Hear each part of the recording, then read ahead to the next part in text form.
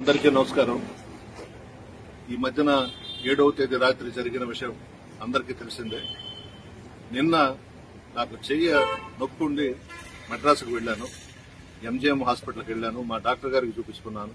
Medicines రాసిచ్చారు, తెచ్చుకున్నాను. ఈ లోపల ఇక్కడ కొంతమంది భజన పరులు ప్రసన్న కుమార్ రెడ్డి కనబడడం లేదు, భయంతో దాక్కున్నాడు, ఇవన్నీ ఏదో వాగుతున్నారంట. ఇది నల్లపురెడ్డి శ్రీనివాసరెడ్డి గారి బ్లడ్. ఇది భయపడేది మాలో లేనే లేదు, మా కుటుంబంలో లేనే లేదు. ఎంత దూరమైనా పోతాం, ఎంత ఫైట్ అయినా చేస్తాము. మాకు ఆ బుద్ధులు లేవు. దాంకోవాలా, బెయిల్ వచ్చేదాకా అక్కడ ఉండాలా, ఇక్కడ ఉండాలా, ఎవరికి కనబడకూడదు అనేది నా మనసులోనే లేదు. నిన్న అనుకోని నొప్పి ఎక్కువగా ఉంటే మెడ్రాస్ పోయి చూపించుకొని ఈరోజు మార్నింగ్ బయలుదేరి వచ్చాను. ఎందుకంటే నిన్న సాయంత్రం 4 అయిపోయింది చెన్నైకి పోయి చూపించుకొని వచ్చాను. అదంతా హాస్యాస్పదం. ఆయన కనబడడం లేదు, ఏడకపోతాను నేను. రండి, ఇప్పుడు వస్తారా, అరెస్ట్ చేస్తారా, తీసుకెళ్ళండి.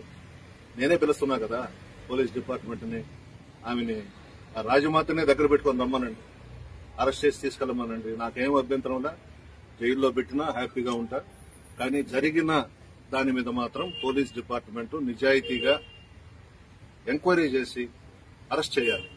మా దగ్గర వీడియోస్ ఉన్నాయి, మా ఇంటి మీదకి వచ్చిన వాళ్ళ వీడియోస్ అంతా ఉన్నాయి. దాంట్లో సీనియర్ నాయకులు కూడా ఉన్నారు. వాళ్ళ పేర్లు నేను చెప్పను, అందరికీ తెలుసు మా వాళ్ళందరికీ ఆ నలుగురు ఎవరో. ఇది మంచి సాంప్రదాయం కాదు, ఎవరికి కూడా జరగకూడదు ఈ విధంగా. అందులో నెల్లూరు జిల్లాలో చాలా మంచి జిల్లా మంది. ఒకరు ఎలక్షన్స్ లో తిట్టుకుంటాం, మరలా స్నేహపూర్వకంగానే ఎక్కడ కనబడ్డా మాట్లాడుకుంటాం.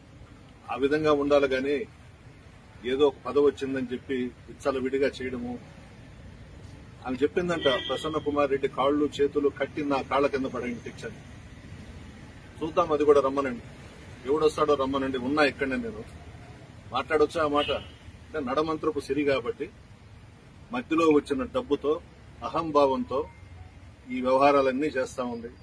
ఆయన భగవంతుడు చూస్తున్నాడు, ఖచ్చితంగా వాళ్ళకి శిక్ష వేస్తాడు.